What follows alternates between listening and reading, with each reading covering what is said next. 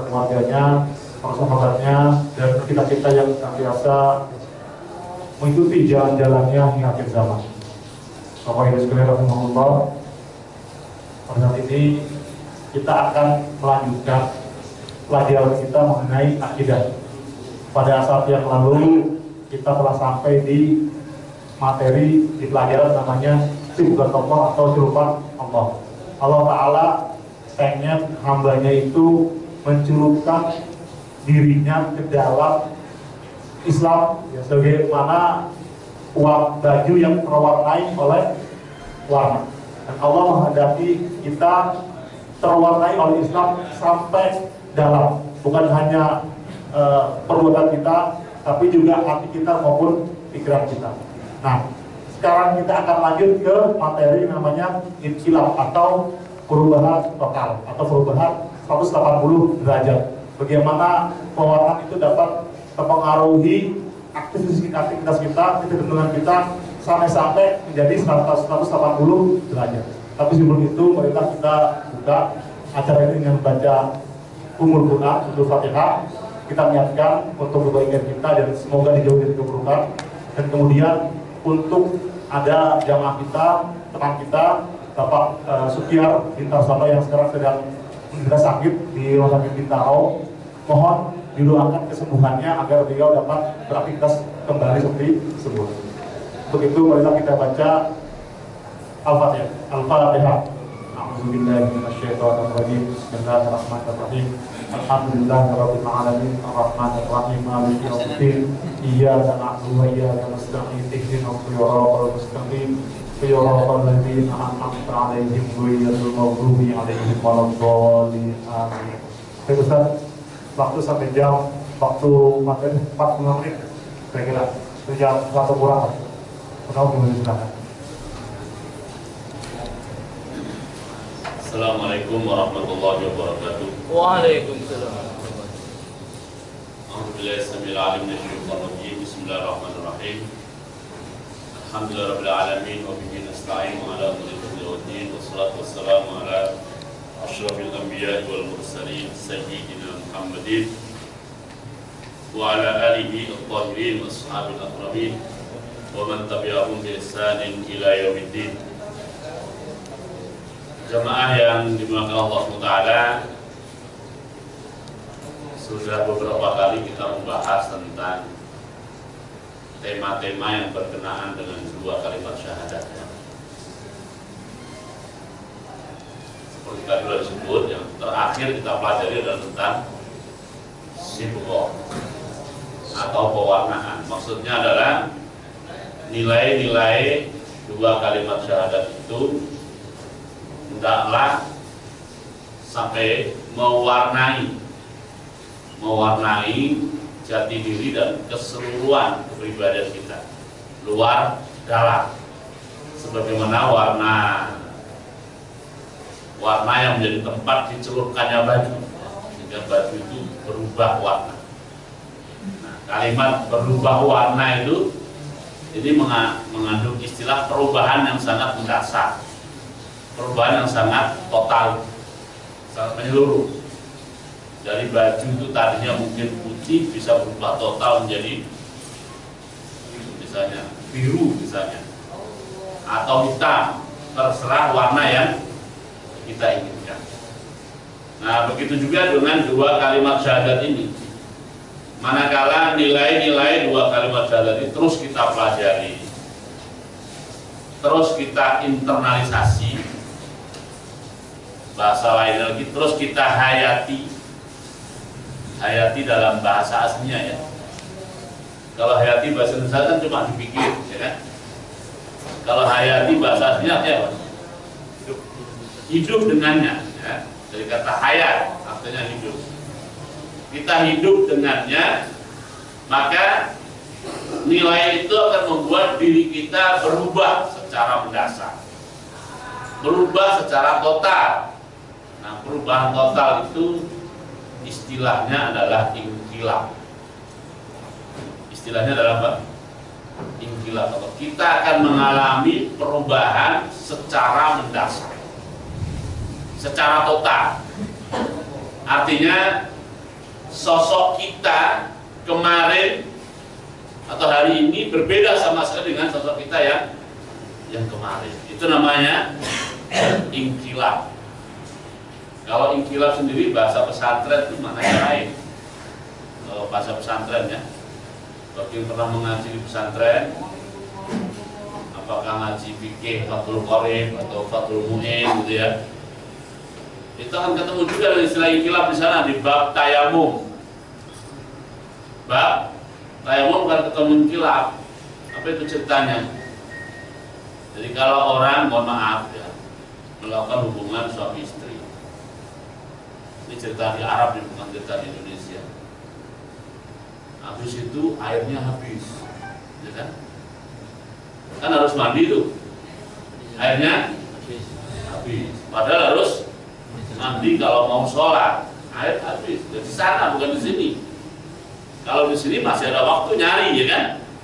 Nah kalau di sana bagaimana? Nah, dulu belum ada pelajaran tayamum untuk mandi. Yang ada baru tayamum untuk wudhu.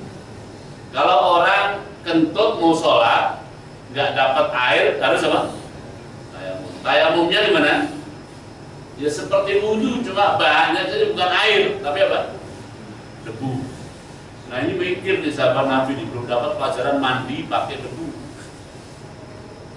Gimana ya kalau mandi? Kalau wudhu begitu ya kan, tayamumnya. Kalau mandi kira-kira bagaimana? Nah maka dia melakukan namanya inkilab, guling-guling aja di debu ya kan?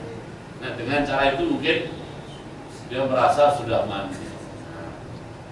Besoknya pas ada kesempatan bertemu Rasulullah, bertanya, Rasulullah, semalam itu apa namanya, hadas besar, melakukan hubungan suami istri, habis itu nggak ada air. Nah, kan harus mandi kalau mau sholat. Karena saya tidak tahu bagaimana mandi dengan debu, udah saya gulung-gulung aja di tanah. Nah, gulung-gulung di tanah itu bahasa Arabnya juga inkilab. Kenapa inkilab? Karena dari posisi badan di atas terlentang gitu ya, menjadi tengkurap menjadi terlentang. Itu namanya apa? Itu dikenal orang pesantren inkilab, artinya itu, ya kan? Nah, akhirnya Rasul menjelaskan, oh enggak gitu. Walaupun kamu harus mandi, tapi cara tayamumnya sama dengan cara tayamum wudu, gitu, ya kan? Jadi cara tayamumnya sama dengan wudu, nggak harus gulung-gulung, ya kan? Atau nggak harus bedakan debu seluruh tubuh, nah, ya kan? Sama dengan tayamum. Itu istilah inkilab ya. Kalau istilah inkilab dalam dunia politik lain lagi maknanya. Kalau dalam dunia politik, inkilab itu artinya kudeta. Artinya kudeta ya. Apa itu kudeta? Hubungannya dengan inkilab yang gulung-gulung tadi. Ya, sebelum terjadi kudeta kan presidennya si A, ya kan? Begitu kudeta langsung berubah lain lagi. Perubahan cepat inilah yang namanya apa? Inkilab. Bukan bahasanya begitu. Nah yang kita maksud sekarang adalah perubahan kita dari, gampangnya saja gitu ya, gampang itu dari kemarin dan sekarang, atau dari tadi ke sekarang. Perubahan total inilah yang kita istilahkan dengan inkilab. Tapi inkilab yang dimaksud di sini karena adanya nilai yang masuk dan merubah diri kita. Nah, sebelum saya lanjutkan, apa bisa begitu manusia berubah? Bisa. Saya kasih cerita dulu ya. Dulu kira-kira 10 tahun sebelum Nabi Muhammad, kira-kira 1 tahun sebelum Nabi Muhammad SAW hijrah ke Madinah, orang-orang Yasrib yang kemudian dikenal dengan nama orang Madinah, beberapa orang masuk Islam. Dan Rasulullah SAW dan orang Yasrib minta kepada Rasulullah agar beliau mengirim dai ke Yasrib. Maka dikirimlah orang yang bernama Mus'ab bin Umair radhiyallahu anhu.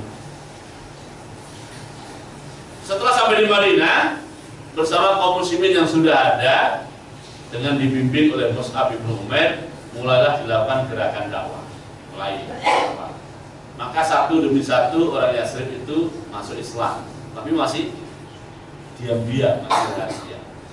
Tapi karena Yathrib itu kota yang tidak luas,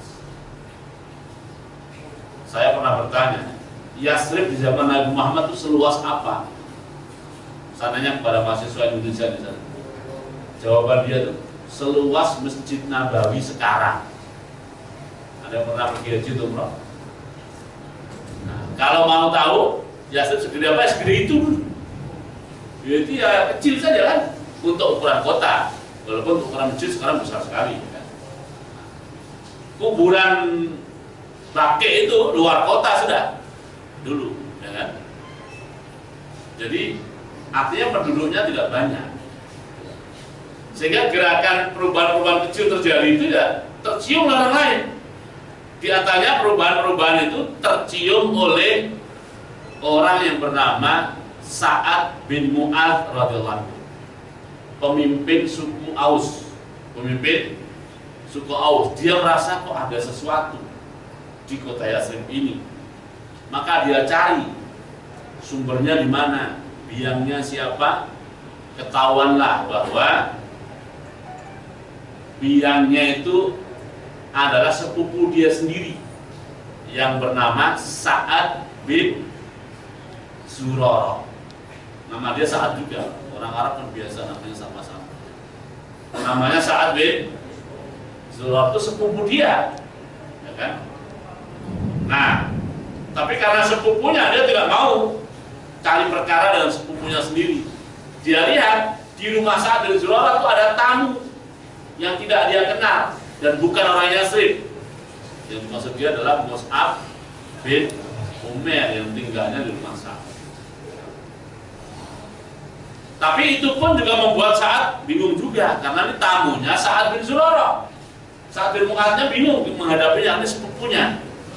Akhirnya Sa'ad bin Mu'adz berkata kepada ponakannya yang bernama Usaid bin Khudair.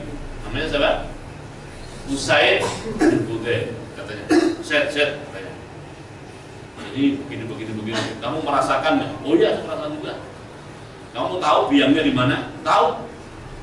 Sa'ad bin Zurarah, katanya. Nah, itulah yang merisaukan aku, katanya. Karena dia itu sepupuku. Nah, terus bagaimana? Kamu temui Sa'ad dan usir tamunya itu, suruh pulang, ya kan? Usir. Kalau kenapa nggak kamu sendiri? Kata si Usaid kepada Sa'ad bin Mu'adz, nggak enak lah, itu sepupu saya, masa ribut sama sepupu sendiri, ya kan? Nah, kalau kamu kan ya agak jauhan dikit lah begitu, sampai kamu masih lebih muda daripada saya. Akhirnya berangkatlah Usaid bin Khudair untuk menemui Sa'ad bin Zurarah, ya, dengan misi mengusir tamunya yang bernama Mus'ab bin Umair. Datanglah ke sana. Sebelum sampai kelihatan oleh Sa'ad bin Zurarah, ada orang namanya Usaid bin Khudair datang sambil marah-marah, mukanya agak beringas sedikit. Kata Sa'ad bin Zurarah kepada Mus'ab, kamu lihat, itu yang datang tuh anak muda itu namanya Usaid bin Khudair. Kalau kamu bisa taklukkan dia, maksudnya diislamkan orang ini, maka akan masuk Islam di belakang dia itu pemuda-pemuda yang banyak sekali, karena dia tokoh muda. Kira-kira kalau bahasa sekarangnya itu, bismillah lah, bismillah kata Mus'ab. Begitu datang, langsung saja marah-marah, oh ini dia kerok semua ini, kan? Orang tidak dikenal, orang asing ini, katanya. Akhirnya kata Mus'ab bin Umair kepada Usaid bin Khudair, wahai Usaid, kamu datang-datang belum menyapa, belum kenalan, ya kan? Datang-datang udah marah-marah mau mengusir saya. Rasanya itu kok bukan tindakan orang bijak. Gitu. Terus yang bijak bagaimana? Kata Usaid. Kalau yang bijak itu, setahu saya, kata Mus'ab, itu dengerin dulu apa yang saya sampaikan. Kalau kamu tidak kalau sudah kamu dengar, kamu sudah paham, terserah kamu. Apakah kamu mau mengusir saya atau bagaimana, terserah saja. Tapi dengerin dulu. Nah itu baru namanya objektif. Kata Mus'ab bin Umair. Kata Ustadz dibilang tidak objektif kan, tensinya terganggu juga kan. Oke, kalau begitu saya dengarkan apa yang kamu bawa. Oleh Mus'ab bin Umair dibacakanlah kepadanya Al-Quran. Karena ada orang Arab, baca Quran paham ya kan. Dibacain Quran itu dia terhanyut oleh Quran. Gitu. Asik bener dibawa orang ini ya kan. Asik betul dibawa orang ini. Akhirnya itu tadi apa namanya kamu bacakan tadi? Kata Mus'ab bin Umair, ini namanya Quran. Apa itu Quran? Quran itu wahyu Allah yang diturunkan kepada seorang nabi dan rasul. Nah ini zaman sekarang itu tidak ada seorang nabi dan rasul, namanya Muhammad bin Abdullah, tinggalnya di Mekah sana. Aku menjadi pengikut dia. Aku menjadi pengikut dia dan datang ke sini untuk menyampaikan apa yang dia terima. Kata Ustaz Budur, wah kalau begitu aku ikut kamu lah. Nah gitu kira-kira ya. Aku ikut kamu lah begitu. Nah, ya kalau ikut berarti kamu harus mengucapkan apa? Sebuah kalimat. Maka Ustaz bin Budur mengucapkan kalimat syahadat. Tadinya marah-marah mengusir, berubah menjadi Muslim. Nah perubahan ini namanya apa? Inkilab. Namanya inkilab. Akhirnya Ustaz bin Budur pulang, mau melapor kepada pamannya bernama Sa'ad bin Mu'adz. Sebelum sampai pada Sa'ad bin Mu'adz, Sa'ad udah lihat mukanya Usaid, ya kan? Komentar Sa'ad begini dalam bahasa Arab. Laqad raja'a Usaidun biwajhin ghairil wajhil ladzi dhahaba bihi. Si Usaid ini pulang membawa muka bukan muka yang dia bawa waktu berangkat. Tahu maksudnya? Mukanya sama nggak sebenarnya? Sebenarnya mukanya sama, tapi muka waktu dia berangkat dengan muka waktu dia pulang itu beda dirasakan oleh Sa'ad bin Mu'adz radhiyallahu anhu. Nah, perubahan ini jadi disebut inkilab tadi, bapak-bapak yang dimakan Allah Ta'ala. Yang disebut inkilab tadi bukan saja dalam hati saja, tapi inkilab itu terbaca oleh Sa'ad bin Mu'adz melalui perubahan pada mukanya. Mukanya saja berubah. Maka komentar begitu sampai saatnya yang mau pasang negara. Apa yang kamu lakukan? Misalnya, kata Ustaz bin Budur, saya sudah melakukan apa yang kamu pesan. 100% yang kamu pesan sudah saya sampaikan, gitu ya. Tetapi memang sepupumu itu nggak mau berubah, nggak mau menerima apa yang saya sampaikan, kata Usaid. Terus, kamu berangkat sendiri lah. Tahu nggak katanya? Kalau mau memberi tahu kepada Sa'ad bin Zurarah, kamu berangkat sendiri sana. Dalam hati Usaid, dia merasakan sendiri, ya gitu kan? Dan merasakan, akhirnya terpaksalah Sa'ad bin Mu'adz itu nggak apa-apa ribut sama sepupu, ya kan? Terpaksa dia berangkat sendiri sebab misi keponakannya gagal menurut dia. Maka berangkatlah dia sana. Begitu kelihatan dari oleh Sa'ad bin Zurarah, Sa'ad bin Zurarah berkata kepada Mus'ab bin Umair, Mus'ab, yang datang sekarang ini bosnya. Nah itu. Tadi yang datang anak buahnya, sekarang datang bosnya. Kalau kamu bisa taklukkan dia, itu satu kaum dia masuk Islam. Satu kaum sebelumnya, tanpa kecuali masuk Islam. Yaitu suku Bani Aus. Begitu datang dia marah-marah seperti Usaid bin Budur tadi. Begitu marah-marah mengusir Mus'ab bin Umair, kata Mus'ab bin Umair seperti yang dikatakan oleh Usaid, Sa'ad bin Mu'adz katanya, saya mengenal dan tahu Anda ini seorang pemimpin. Masa pemimpin belum tahu duduk perkaranya, belum apa-apa, datang dan dulu marah-marah mengusir. Padahal kan kamu belum dengar apa yang saya bawa, yang saya sampaikan. Kan orang bijak itu mesti dengar dulu, ya kan, sebelum mengambil keputusan. Nah, kata Sa'ad bin Mu'adz, betul juga kamu katanya. Apa yang kamu bawa katanya? Nah, ceritakanlah, bacakanlah pada dia Quran lagi.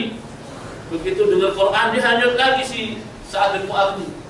Ini lain ini, ya kan? Nah, dia nanya, itu apa tadi? Jelaskan oleh Mus'ab bin Umair. Itu namanya Quran. Apa itu Quran? Quran itu wahyu Allah kepada seorang Nabi dan Rasul. Karena sekarang sudah Nabi dan Rasul di Mekah, namanya Muhammad Batna, aku menjadi pengikutnya, ditugaskan ke sini untuk menyampaikan dakwahnya. Kata Sa'ad bin Mu'adz, kalau begitu aku ikutlah. Kata gitu ya, aku ikutlah. Caranya gimana? Ya mengucapkan 2 kalimat syahadat. Akhirnya Sa'ad bin Mu'adz radhiyallahu anhu mengucapkan 2 kalimat syahadat. Dari situ dia mulai menemui kaumnya. Kaumnya lagi pada ngumpul, dia datang ke sana. Kata kaumnya, laqad raja'a Sa'dun biwajhin ghairil wajhil ladzi dhahaba bihi. Ini saat ini waktu berangkat mukanya enggak kayak gitu. Tapi pulang mukanya sudah berubah total. Ya kan? Apa buat berubah total? Dia telah masuk Islam, kemasukan nilai-nilai 2 kalimat syahadat. Dan ternyata perubahan totalnya itu terbaca oleh kaumnya melalui wajah dan muka. Begitu sampai kepada kaumnya, kata Sa'ad bin Mu'adz, wahai kaumku, kalian tahu siapa saya? Kata kaumnya, anta sayyiduna ibnu sayyidina, ya kan? Engkau adalah pemimpin kami, putra dari pemimpin kami. Jadi diakui sebagai pemimpin. Memang pemimpinnya dia. Kata Sa'ad bin Mu'adz, kalian semuanya bukan bagian dari diriku lagi. Gitu. Aku sudah beda sekarang ini, ya kan? Kalian bukan dari aku, kecuali kalau kalian mengikuti apa yang aku ikuti. Kata mereka, ya sudah, kita ikut kamu saja lah. Kamu kan pemimpin kami, ya kan? Kamu kan pemimpin kami. Apa itu? Aku telah masuk Islam. Kata kaumnya, gimana caranya masuk Islam? Mengucapkan 2 kalimat syahadat. Maka bareng-barenglah kaumnya itu mengucapkan 2 kalimat syahadat. Nah ini yang mengalami ikhtilaf bukan lagi individu sekarang. Yang ikhtilaf apa? Satu suku sekaligus. Namanya suku Aus. Itu contoh ikhtilaf ya.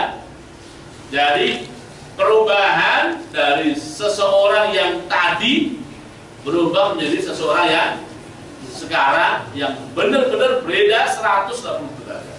Itu namanya ikhtilaf. Namanya apa? Ikhtilaf. Nah sebenarnya contoh-contoh ikhtilaf di alam juga banyak. Contoh-contoh ikhtilaf di alam juga banyak.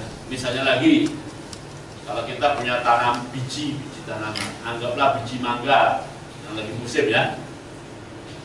Itu kan bentuknya ya seperti ini kan, segini aja gedenya kira-kira. Tapi begitu kita taruh, kita anggaplah kita buang di kebun, kena panas sehingga dia kering, lalu kena air, mengalami kelembaban. Karena faktor kelembaban tertentu, dia tumbuh. Saat tumbuh dia sama nggak dengan yang sebelumnya? Sama sekali beda. Nah itu juga namanya apa? Ikhtilaf. Namanya ikhtilaf, gitu ya. Contoh lain, kita ini adalah contoh ikhtilaf sebenarnya. Kita manusia itu awal mulanya apa kita? Karena dia berupa air yang hina ya. Betul nggak? Air yang hina kalau melihat itu jijik.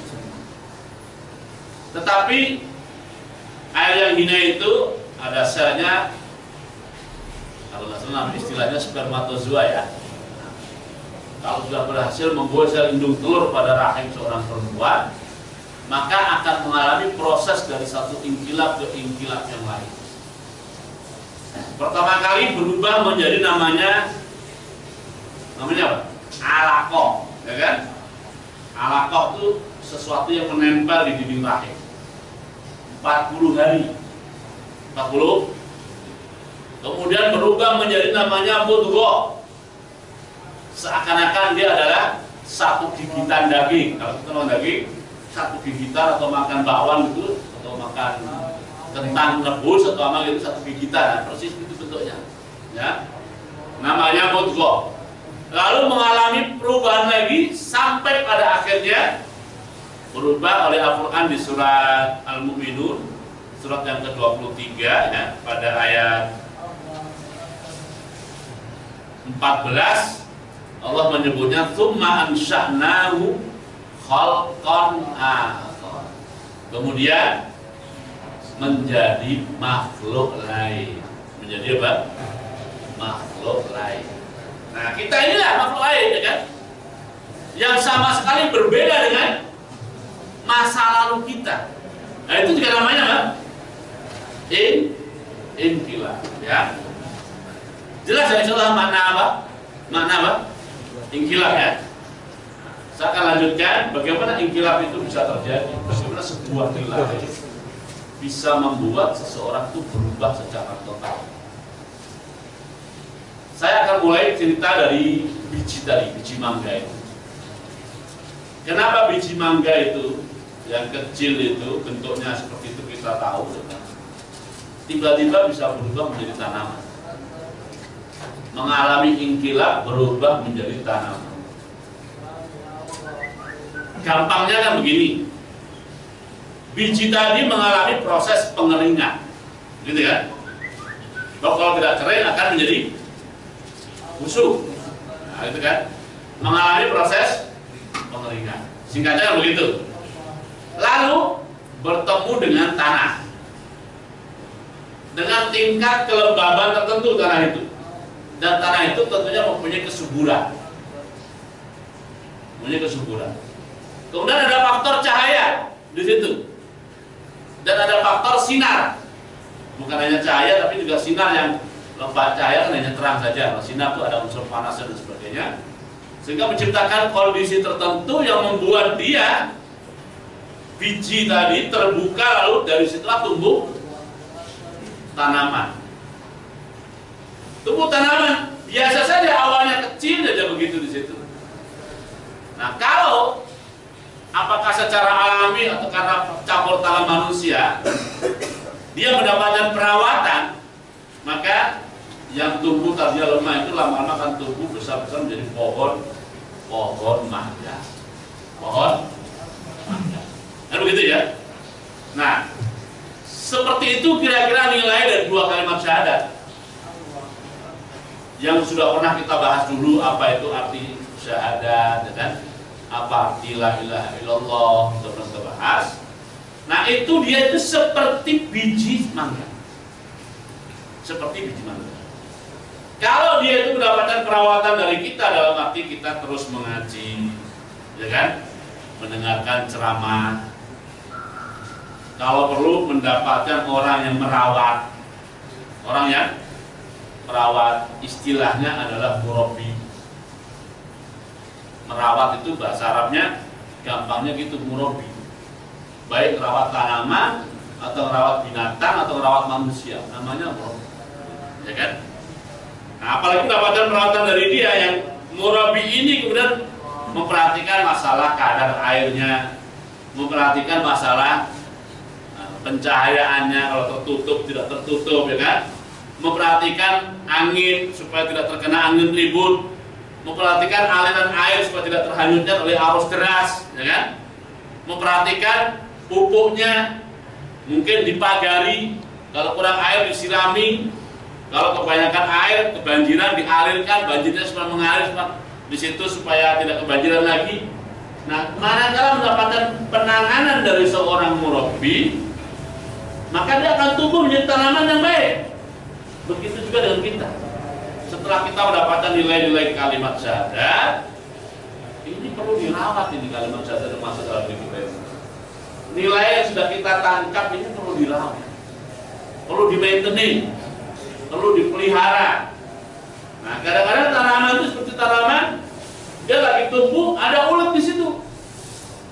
Mungkin ada kupu-kupu datang, hinggap di situ, kupu-kupunya bertelur, telurnya menetas menjadi ulat. Ulatnya makan daun. Nah, ini kalau murabi lihat seperti ini, ulatnya dia makan. Kalau ditangkap, ya kan? Mau dibunuh atau dibuang, terserah, ya kan? Intinya dijauhkan dari parasit. Mungkin juga besoknya dilihat di samping dia tumbuh tanaman lain yang tidak dikehendaki, yang bisa jadi mengalahkan pertumbuhan dia. Tanaman itu harus terserah, mau dicabut, dimatikan, atau mau dipindahkan ke tempat lain, ya kan? Atau di situ, walaupun sama-sama mangga juga, tapi karena terlalu rapat, maka saling mengganggu, maka dipisahin, ya kan, supaya sama-sama tumbuh. Ini kan begitu juga dengan nilai-nilai yang masuk pada diri kita. Ya, kalau mengajinya sekali-kalinya mengaji gitu, seumur hidup ngajinya cuma 1 kali, ya tidak akan terjadi inkilab. Kalaupun terjadi inkilab itu inkilab yang tidak bagus, ya kan? Inkilab yang tidak. Saya masih ingat dulu di kampung, kalau sekarang sudah nggak ada di sini. Itu kalau bikin pagar tembok itu kan karena pasirnya ngambil di kali. Kadang-kadang bersama pasir itu ada biji tanaman, ya kan? Itu di tembok tuh dia bisa tumbuh dia. Akibatnya apa? Itu kan mengalami inkilab tuh. Cuma inkilabnya di tembok. Apa terjadi? Dianya tidak akan menjadi besar, bahkan mati. Temboknya juga rusak. Gitu. Temboknya juga. Nah, kalau udah seperti itu gimana? Harus diambil tindakan ke lokasi tanah yang benar.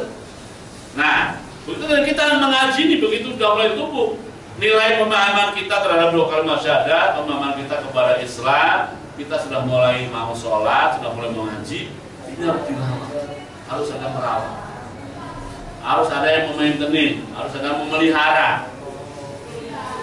Memelihara dalam arti mengisi nutrisi yang diperlukan, apakah makanan, pupuk, air, cahaya, ya kan? Ataukah memelihara dalam arti menjauhkan parasit, apakah parasit berupa binatang, ulat dan semacamnya, ataukah parasit itu berupa tanaman lain termasuk sejenisnya kalau memang mengganggu, ya kan? Atau parasit itu manusia, tangan-tangan manusia suka petikin tunas-tunasnya, ya kan?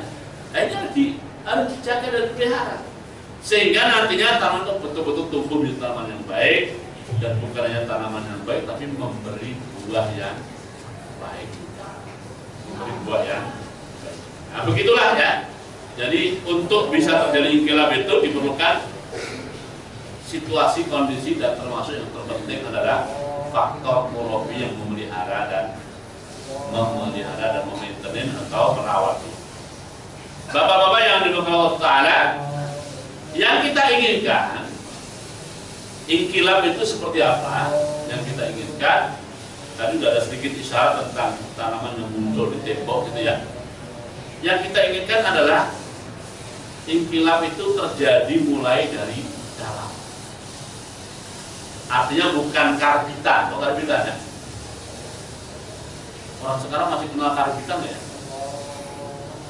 Masih kenal istilah karbitan? Yang muda-muda kayaknya nggak kenal istilah karbitan. Ya? Tahu karbitan? Apa itu?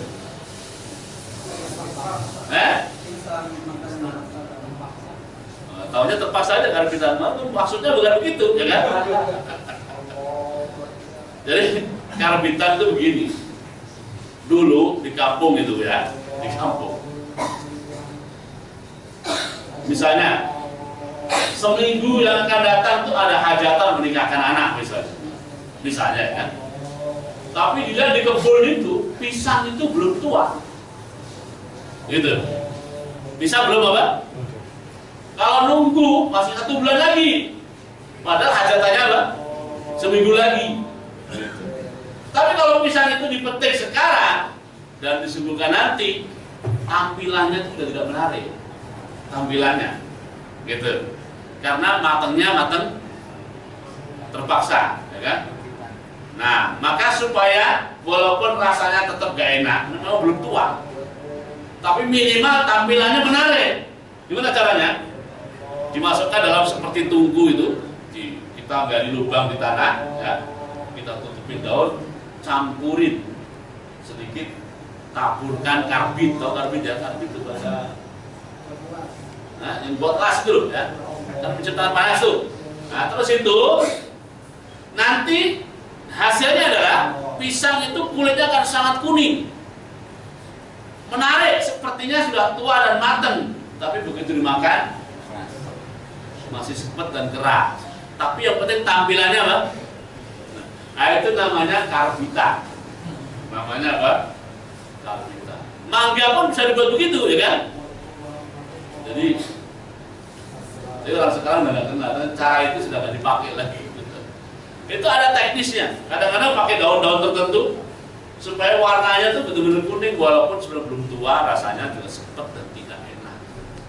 Nah, begitu dengan pembentukan manusia ini. Nah, kalau ketahui kalau kita terpaksa itu ya kan. Nah, gitu. Itu ceritanya agak panjang dikit ya. Bahkan sebelum ada karbit dulu di ini pakai api ya. Ada lubangnya dikipasin pakai api gitu. Supaya panasnya masuk dalam situ. Ya. Sekarang sih tinggal beli ya, kalau punya duit. Kalau punya duit ya. Kalau pisangnya juga udah nggak ada pohonnya kan. Bahkan sekarang nggak pakai karbit lagi, pakai cairan kimia. Yang disebut pisang Filipina itu katanya sebenarnya bukan kebunnya nggak di Filipina, kebunnya itu di Maluku. Ya, kebun-kebun pisangnya itu dipotongnya itu sebelum tua. Kenapa sebelum tua? Karena kalau udah tua gampang protol, apa? Jadi sebelum tua itu dari petik pisang itu, asalkan sudah kelihatan bulat gitu. Nanti dicelupkan ke cairan kimia, itu diangkat lagi, sehingga kulitnya berubah menjadi kuning, sekaligus menguatkan kulit itu supaya tidak mudah terlepas, dibawa kemana-mana, diekspor kemana-mana. Ya. Makanya kan pisang-pisang yang kadang-kadang kuning itu, tapi rasanya kok nggak enak, gitu ya. Itu beda. Mangga pun begitu juga, Makanya yang dicari orang sekarang adalah mangga yang masak, istilahnya apa? Masak pohon. Artinya memang benar-benar tua. Tapi mangga masak pohon itu bawanya susah. Kenapa? Sedikit ketekan dia akan bonyok, busuk. Nah gitu. Jadi juga nggak mudah juga urusan masak pohon ini. Nah, kembali jadi supaya proses itu tidak karbitan, maka perubahan itu dimulai dari dalam diri kita. Oleh karena itu Bapak Ibu yang dirahmati Allah Ta'ala, nilai-nilai kalimat syahadat itu pertama kali harus bersemayam di dalam hati kita. Seperti cerita Usaid bin Khudair tadi, seperti juga cerita Sa'ad bin Mu'adz radhiyallahu anhu tadi, ya. Pertama kali apa? Begitu dibacakan Quran, dia menerima Quran itu, lalu mengimani Quran itu, dan meyakini bahwa itu wahyu dari Allah, dan meyakini bahwa diterima oleh kita Muhammad SAW. Karenanya dengan penuh penerimaan hati dia mau mengucapkan dua kalimat syahadat, asyhadu an la ilaha illallah. Itu masih muda biasanya. Yang kedua ini, wa asyhadu anna Muhammadan Rasulullah. Padahal selama ini Sa'ad bin Mu'adz adalah pemimpin di Yathrib. Tiba-tiba dia berubah menjadi orang yang bersaksi bahwa pemimpin dia adalah Muhammad bin Abdullah yang belum pernah dia melihatnya dan ada di Mekah sana. Dia belum ketemu dan belum melihatnya, hanya percaya pada bawah saja. Akhirnya tidak mudah. Nah, kita juga begitu. Saat kita ucapkan asyhadu an la ilaha illallah, saya bersaksi bahwa tidak ada yang aku menghambakan diriku kepadanya kecuali kepada Allah. Ini urusan menghamba, urusan memuja, urusan memuji. Tidak ada yang berhak dipuja, tidak ada yang berhak dipuji, tidak ada yang berhak disembah kecuali Allah, termasuk dirinya sendiri. Saya tidak akan memuji diri saya sendiri, saya tidak akan memuja diri saya sendiri. Semuanya akan saya buat tunduk pada Allah. Nah ini kalau sudah terima, ucapan itu mempengaruhi hati, ya kan? Gitu ya. Begitu juga yang kedua, wa asyhadu anna Muhammadan Rasulullah. Dan aku bersaksi bahwa untuk memuji Allah, untuk memuja Allah itu mengikuti aturan yang dibawa oleh Nabi kita Muhammad SAW. Bagaimana kalau aturan yang saya pahami berbeda dengan itu? Tinggalkan yang saya pahami, ikuti dia. Nah, manakala itu sudah terjadi keyakinan seperti itu, maka akan muncul dalam bentuk yang lain-lainnya, berubah pada yang lain. Sampai tadi wajahnya saja terbaca oleh orang lain, terbaca oleh orang lain. Itu ya. Jadi awalnya dari hati. Nah, setelah hati terpengaruhi mulai dari keyakinan, termasuk juga pemahaman, maka selanjutnya urusan baca Quran itu karena ada kalamullah yang dia sudah bersaksi, itu menjadi ringan bagi dia. Nah, kalau kita sudah mengatakan asyhadu an la ilaha illallah tapi baca Quran nggak pernah, ya kan? atau minimal mendengarkan Quran juga nggak pernah. Yang didengarkan tuh, yang disumpalkan di kupingnya itu selalu musik, yang dibaca adalah cerita-cerita yang bukan dari Quran, walaupun bukan dilarang mutlak, ya kan? Tapi ini nominasi satu, ya kan? Nah, maka lisannya akan begitu. Kalimat-kalimat zikirnya juga akan berubah. Kalimat-kalimat zikirnya akan berubah.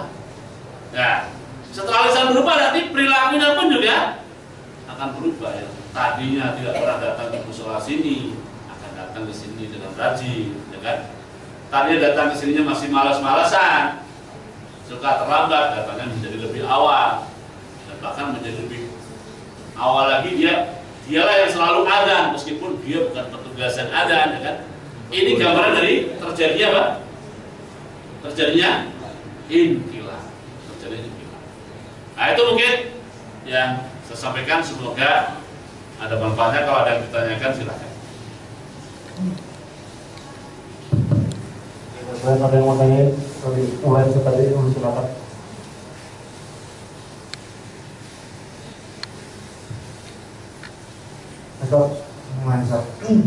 Terkait dengan tadi ya, di dalam mengenai Mus'ab bin Umair dengan Sa'ad bin Mu'az dan Usaid bin Khudair, ya, bahwa ketika Sa'ad bin Usaid bin Khudair dan Sa'ad bin Mu'az mendengar Al-Quran, itu kan mereka mau duduk. Nah, kenapa mungkin kita juga bisa, kok kita nggak bisa kayak dia gitu.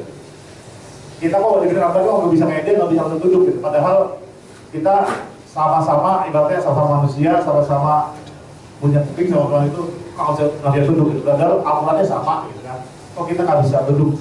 Apakah ada faktor hidayah segala macam, atau ada faktor emang Allah dudukin? Oh, Sa'ad bin Mu'az duduk, Usaid bin Khudair duduk, Abu Jahal tidak duduk. Yang kedua adalah mengenai mengenai sholat istiqoroh. Kita kan sering menghadapi berbagai pilihan, kemudian pilihan keputusan terbaik di tangan Allah. Kemudian tolong menjelaskan gimana sih mengenai sholat istiqoroh. Ada lagi? Itu dulu ya. Terima kasih ya. Jadi kalau faktor yang hidayah Allah itu nggak kita bicarakan ya, tapi kita bicarakan yang secara teknis bisa kita bicarakan. Hidayah itu dalam konteks yang seperti cerita tadi itu mirip strum listrik. Mirip apa? Strum listrik. Jadi kalau kita memegang serat kabel yang beraliran listrik secara telanjang, maka kita apa? Akan strum. Kenapa? Telanjang, kabelnya telanjang, tangan kita juga apa? Telanjang. Tapi kalau kabelnya ini ada kulitnya, ada bungkusnya, atau kabelnya telanjang tapi kita menggunakan isolator juga, maka tidak apa? Tidak terstrum. Kenapa? Ada isolatornya. Nah, yang kita bicarakan lagi-lagi teknis ya, yang di luar itu rahasia Allah Taala. Abu Jahal kenapa tidak? Dia orang Arab, paham Quran, gitu ya. Bahkan banyak riwayat menceritakan dia itu kalau malam hari mencari tempat yang terdekat dengan rumah Rasulullah SAW untuk mendengarkan bacaan Quran. Kalau malam hari ngumpet-ngumpet dengerin baca Quran, maka dia menikmati Quran. Tapi kalau siang melawan Nabi Muhammad SAW, gitu. Lalu kalau dia sudah menikmati, kenapa kok nggak beriman? Nah, secara teknis ada isolator yang menghalangi dia dengan Quran itu. Maksudnya dengan beriman. Apa isolatornya? Dua kata istilahnya. Zulman wa uluwa. Selama ini Abu Jahal itu telah banyak berbuat zalim. Selama ini mendolimi manusia. Yang kedua adalah istilah namanya uluan, rasa congkak atau tinggi hati. Congkak atau, jadi mohon maaf ya, ini secara sosial dan politik. Boleh ya ngomong sosial politik gitu ya. Secara sosial politik ini Abu Jahal itu tokoh muda Quraisy yang mempersiapkan diri dengan berbagai cara untuk menjadi pemimpin Quraisy. Tangga demi tangga itu sudah dia tapaki. Tanda-tandanya sukses. Ya.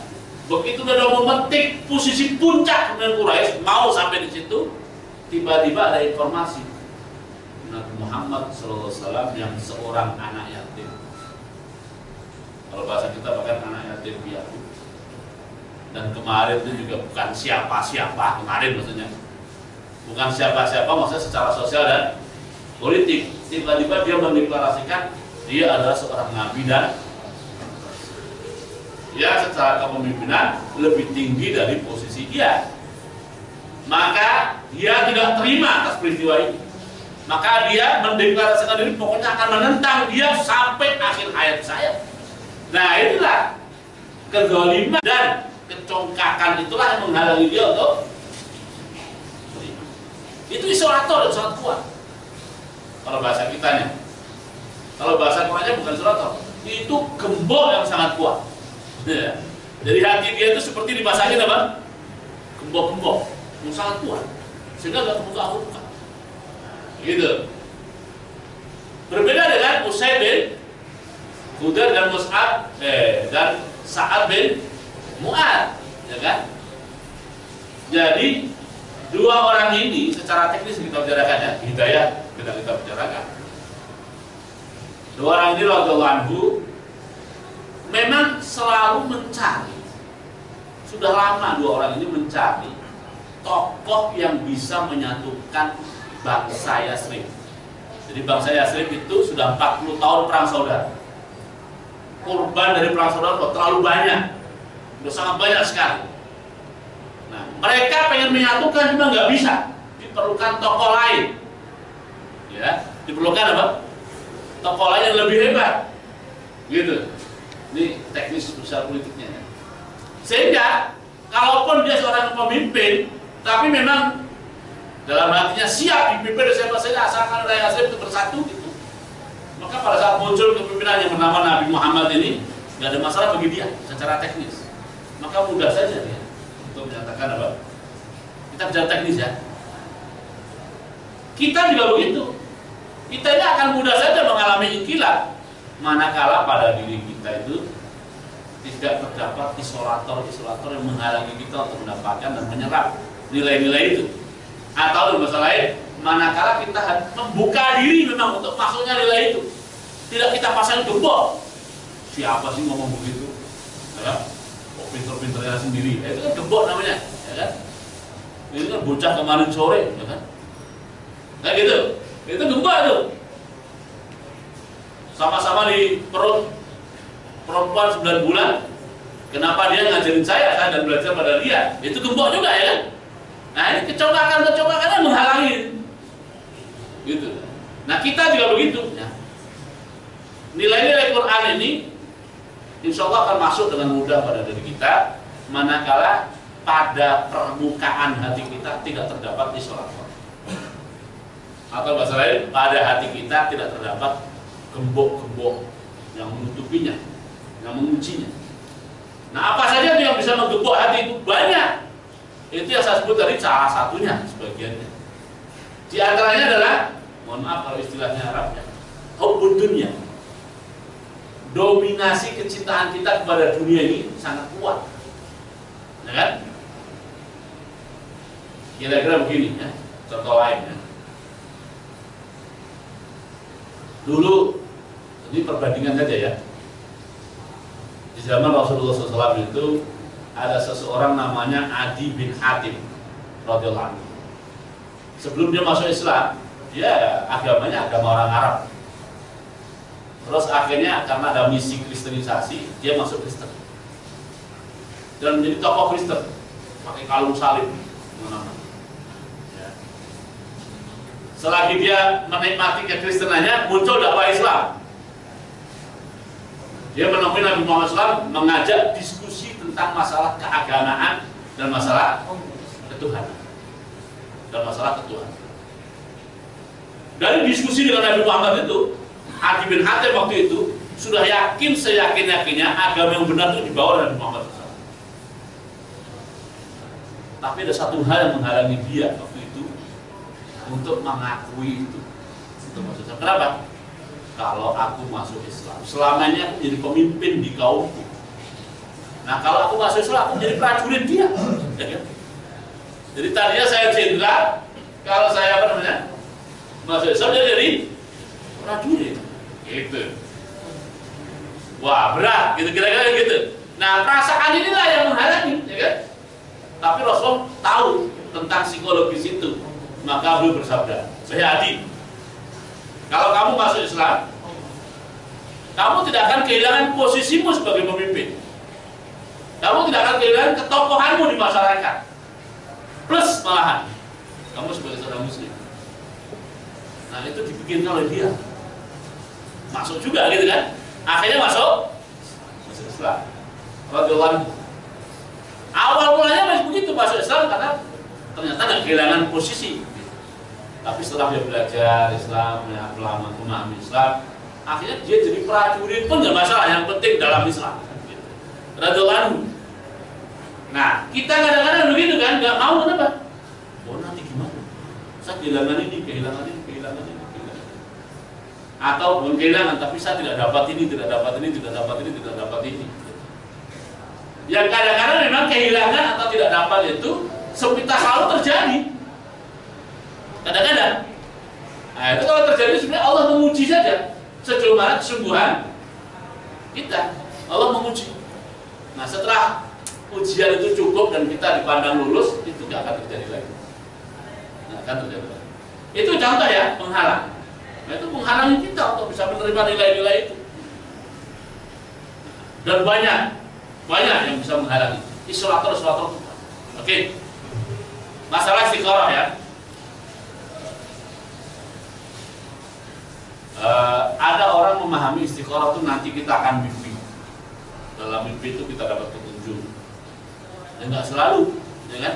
Kita pun juga tidak tahu mana mimpi yang petunjuk, mana bukan petunjuk, ya kan? Kan gitu. Ada kalanya orang mengatakan kemantapan hati. Kemantapan hati itu susah juga kadang-kadang. Ya. Karena sempat mantap, tapi pertimbangan muncul lagi. Begitu muncul pertimbangan, ragu-ragu lagi kan? Gitu kan? Insya Allah ya, pemahaman tentang istiqoroh yang benar itu pahami saja kalimat doanya itu. Siapa yang hafal doa istiqoroh? Istiqoroh bukan hanya untuk kawin aja ya, urusan lain juga. Bukan urusan kawin aja. Di hadis diceritakan bahwa Rasulullah SAW mengajarkan istiqoroh kepada kami untuk semua urusan. Jadi bukan hanya urusan kawin ya, untuk apa? Semua urusan. Dan mengajarkan istiqoroh itu seperti mengajarkan surat Al-Quran. Artinya kalau satu kali diajarkan belum hafal, diulangi lagi kedua, dua belum hafal 3 kali, 5 kali belum hafal 10 kali, begitu, ya kan? Makanya yang belum hafal dihafalin lagi. Nah, doanya begini. Allahumma inni astaghfiruka bi ilmik wa astaghfiruka bi qudratik. Fa innaka ta'lamu wa la a'lamu wa innaka taqdiru wa la aqdiru wa innaka anta 'allamul ghuyub. Allahumma in kunta ta'lam anna hadzal amra khairan li fi dini wa ma'ashi wa aqibati amri ajili wa ajili faqdirhu li wa yassirhu li. Wa in kunta ta'lam anna dzalika syarrun li fi dini wa ma'ashi wa aqibati amri ajili wa ajili fasrifni anhu wasrifhu anni waqdir li khaira haitsu kana thumma raddini bi. Itu doa istiqoroh. Nah, nanti dicari di internet dapat ya. Berikut terjemahannya. Yang ingin saya sampaikan adalah begini. Istikharah itu secara bahasa artinya mencari apa? Yang terbaik. Istikharah itu artinya mencari atau meminta yang terbaik. Gitu. Mintanya kepada siapa? kepada Allah berdasarkan ilmu Allah, bukan berdasarkan ilmu kita. Nah, ini harus dipahami nih. Kadang-kadang kita itu istiqoroh tapi maunya menurut saya harus jadi, menurut saya harus jadi. Padahal Allah tidak menghendaki jadi, ya kan? Nah, gitu ya. Jadi minta yang terbaik kepada Allah menurut ilmu Allah. Jadi terserah Allah. Artinya apa? Kita harus, bahasa sininya apa ya? Pasrah total, ya? Bahasa Jawanya pasrah bongkoan. Terserah Allah apa yang jadi nanti. Gitu. Kita sudah nggak ada hak pilih lagi sebenarnya, gitu ya. Kalau sudah apa? Istiqoroh. Kadang-kadang kita punya pilihan, tapi kita tidak mampu kadang-kadang. Maka istiqoroh itu sudah menyerahkan kepada kekuasaan Allah. Kepada apa? Kekuasaan Allah. Nah, terbaik menurut Allah dalam hal apa? Terbaik dalam urusan agama, urusan kehidupan, dan urusan akhirat. Kan kalau kita mikir baik sekarang, belum tentu besok. Ya kan? Baik di dunia, belum tentu di akhirat, ya kan? Nah, kita minta terbaik pada Allah itu berdasarkan ilmu Allah, berdasarkan kekuasaan Allah, untuk urusan agama kita, untuk urusan dunia kita, dan untuk urusan akhirat kita. Allah nggak tahu, kita pasrahkan. Nah, setelah kita pasrah begitu, maka permintaan kita tuh unik dalam istiqoroh. Kalau memang menurut ilmu Allah yang terbaik adalah A, kira-kira begitu, kita minta kepada Allah, maka jadikan itu ya Allah, jadikan itu. Kalau memang menurut Allah itu tidak baik, A itu tidak baik bagiku, maka ingat, permintaan kita unik. Jauhkan dia dariku dan jauhkan aku dari dia. Nah, kan? Jadi kira-kira begini, biasanya kan urusan jodoh biar nggak paham ya. Soal udah kadang naksir berat pada seorang perempuan. Pokoknya nggak bisa dipisahkan, sehidup semati harus dengan dia. Nah, gitu misalnya, ya kan? Bisa. Tapi kita doa istiqoroh terus, seorang istiqoroh, doa istiqoroh, tiba-tiba terjadi apa yang terjadi, dia dijauhkan dari kita, dari saya pun dijauhkan dari dia. Pisahlah, putus. Kalau itu terjadi, kita bergembira atau bersedih? Harusnya. Kan yang minta kita, kalau memang menurut Engkau ya Allah, si fulana itu tidak baik bagiku, ya kan? Kan gitu sikatnya. Maka jauhkan dia dariku dan jauhkan aku dari dia. Sekarang terjadi terjauhkan, berarti apa? Harusnya apa? Bergembira harusnya. Berarti bukan terbaik. Nah itu ya, itu istiqoroh. Itu namanya apa? Nah memang namanya juga manusia, udah pernah ada hubungan lalu diputus tuh sakit memang, kan? Makanya kalimat berikutnya adalah summa raddini bi ya Allah, kemudian takdirkan kepadaku, bantu aku, beri daya kepadaku untuk ridho menerima keputusan itu. Kalau saya begitu ya istiqoroh itu memahami, terus pokoknya lakukan sholat istiqoroh sesering mungkin, doa istiqoroh sesering mungkin, ya kan? Nah, yang akan terjadi terjadilah, ya kan, bubarlah begitu. Kalau yang terjadi itu berarti terbaik, kalau tidak jadi juga apa? Terbaik, begitu. Nah, apakah nanti kita dapatnya melalui mimpi atau melalui kematapan, berarti masalah lain. Nanti yang penting dasarnya itu begitu, dasarnya. Saya kebetulan ada pengalaman pribadi waktu itu. Saya sedang proses mau menikah dengan seorang perempuan gitu ya. Setelah proses melangkah panjang, orang tua tadi sudah setuju juga. Belakangan tiba-tiba tuh orang tua saya nanya, Bapak, kalau ya kami. Jadi karena dia saking percaya kepada saya, pokoknya kamu suka, aku suka. Kamu setuju, aku setuju, kata orang tua kan. Tapi tiba-tiba dia tanya kepada saya, lah calonmu itu orang mana? Gitu. Jadi selama ini nggak nanya Pak. Calonmu itu orang mana? Saya bilang orang kota. Kota mana? Nah, bapak saya ada tahu dikit tentang kota itu. Tinggalnya di mana? Saya bilang tinggalnya di Perumnas. Tahu Perumnas ya? Ini persepsi orang tua zaman dulu. Saya nggak menyalahkan persepsi. Kalau orang itu tinggal di Perumnas, berarti dia pegawai negeri. bapak saya itu trauma dengan sisi pegawai negeri itu. Itu juga maklum. Kenapa? Kiainya itu disiksa oleh orang pegawai negeri, gara-gara itu antipati itu. Nah begitu saya mau dapat seorang wanita tinggalnya di Perumnas, persepsi orang tua adalah apa? Berat pegawai negeri, wah ini traumatik ini ya kan, berat. Wah berat. Saya lihat keberatannya itu luar biasa. Akhirnya saya bilang begini, Pak, ini saja.